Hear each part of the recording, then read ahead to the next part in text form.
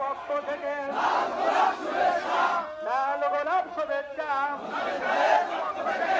তার সাথে আরো আছে ইসলামী আন্দোলন কলাপাড়া, রাঙ্গামালী, ময়পুর। অলরেডি কিছু বন্ধুদের মুখ থেকে অলরেডি শুরু হয়ে গেছে। কিছু বন্ধুরা বলে যে আপনি পাও পাও করে এ পর্যন্ত এসেছে, আপনাদের দোয়া এবং আশীর্বাদে শায়েখ রহমাতুল্লাহ বলে চরমতাজ ইউনিয়ন শাখার উদ্যোগে গণসমাবেশের এ পর্যায়ে জাতীয় সংসদ সদস্য ইসলামী আন্দোলন মনোনীত পীর সাহেব সরমনায় আত্মাবজন ব্যক্তি আনাস অধ্যক্ষ মোস্তাফিজুর রহমান মোস্তাফিজ ভাই, তার সাথে আরো উপস্থিত আছে। আমরা বিভিন্ন সময় দেখতে পাচ্ছি কেউ বা বলতেছেন, আমি আবার আশ্বস্ত করতে চাই আগামী জাতীয় সংসদ নির্বাচনে এই পটুয়াখালী 4 আসন থেকে আমাদের আমির পীর সাহেব হুজুর চরমনায় মনোনীত অধ্যাপক মুস্তাফিজুর রহমান বিপুল ভোটে জয়লাভ করে সংসদে আমাদের প্রতিনিধিত্ব করবে ইনশাআল্লাহ। ইসলামী আন্দোলনের লোকদেরকে, মোজাহিদ কমিটির লোকদেরকে আপনারা যদি বসতে ভুল করেন, আজকের এই সমাবেশ থেকে শিক্ষা নিয়ে যান যে আপনারা টাকা দিয়া পয়সা দিয়া ভয় ভীতি দেখাইয়া এই লোককে সমাবেশ করতে পারেন, তাও পারেন না। আর সেই লোককে ভয় ভীতি দেখাইয়া জোর করিয়া সমাবেশ আনতে পারছে, কিন্তু তার মন কিন্তু আপনারা জয় করতে পারেন নাই। তার ভোটের কথা আপনারা জানেন আপনাদের বিপক্ষে, তাই আপনারা ওই পথ থেকে ফিরে আসেন। আপনাদের যদি ইচ্ছা দল করেন, আমিও তো আপনাদের সাথে ছিলাম। কেন আমি এই দল ছেড়ে আসলাম? আসার অনেক কারণ আছে। এই জুলাই বিপ্লবে 1400 লোক শহীদ হয়ে আজকে হাজার হাজার লোক আহত হয়ে যখন মৃত্যু যন্ত্রণায় কাতরাচ্ছে শত শত লোকে, এই 1400 লোকের পরিবার যখন শোকের মাধ্যমে সারা বাংলাদেশে যখন শোক, সেই অবস্থায় 5 তারিখ বিগত সরকার পালিয়ে গেছে।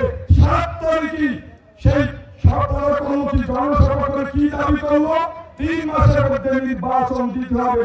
ওই একটা জনসভা তাদের কত পার্সেন্ট ভোট কমে গেছে তারা বুঝতে পারে নাই। সেটা প্রমাণ আজকে ঢাকা বিশ্ববিদ্যালয় থেকে শুরু করে বাংলাদেশের সমস্ত শিক্ষা প্রতিষ্ঠানের নির্বাচন। তারা একজন শহীদে যে আবু সাইদ মারা গেছে, যে মুক্ত মারা গেছে, যারা শহীদ হয়েছে, তাদের প্রথম কাজ ছিল কি? এই আন্দোলনের কারণে সবচেয়ে বেশি বেনিফিট হয়েছে কারা? তারা না, তাদের নেতা নেত্রী সব জেলখানা থেকে বের হওয়ার সুযোগ পেয়েছে, তাদের মামলাগুলো সব চলে গেছে। সবচেয়ে সুযোগ কি তারা পায় নাই? পাইছে। তাদের উচিত ছিল কি? যারা নিজের বুকের রক্ত ঢেলে দিয়ে নিজের জীবনকে উৎসর্গ করে যারা মুক্তি দিয়ে গেল এই জাতিকে, দেশকে, প্রথমে তাদের খোঁজ খবর নেওয়া, এই নিহত পরিবারকে কি অবস্থা আছে তাদের সাথে দেখা করে তাদেরকে সান্ত্বনা দেওয়া, তাদের পুনর্বাসনের ব্যবস্থা করা, যারা আহত তাদের চিকিৎসার ব্যবস্থা করা। কিন্তু সেইটা তাদের প্রয়োজন মনে করে নাই, তাদের ক্ষমতা দরকার। তারা কি করলো? 3 মাসের ভিতরে নির্বাচনের দাবি করলো। আর এই একটা দাবি আমি মনে করি বাংলাদেশের সমস্ত বিবেকবান মানুষ সেইটাকে কিন্তু ঘৃণার সাথে নিয়েছে। একটা ছেলের কথা আপনাদের হয়তো অনেকদিন মনে আছে, সেটা মাকে চিঠি লেগে গেছে যে মা আমি ক্ষমা চেয়ে আমাকে তোমার কথা আমি আমি নিহত হয়ে তুমি শহীদে মা হবা। আজকে সেই শহীদদের রক্তের সাথে বেইমানি করে আজকে যারা ক্ষমতায় যেতে চায়, বাংলাদেশের জনগণ তাদেরকে ভোট দিবে না, দিবে হয়েছে। আজকে যারা বলে যা তোমাদেরকে ভোট কিনতে চাইতে দেব না, আজকে এই সমাবেশ করতে যারা কথা দেয়, তারা কি শহীদের রক্তের সাথে বেইমানি করতেছে না? জুলাই আন্দোলনের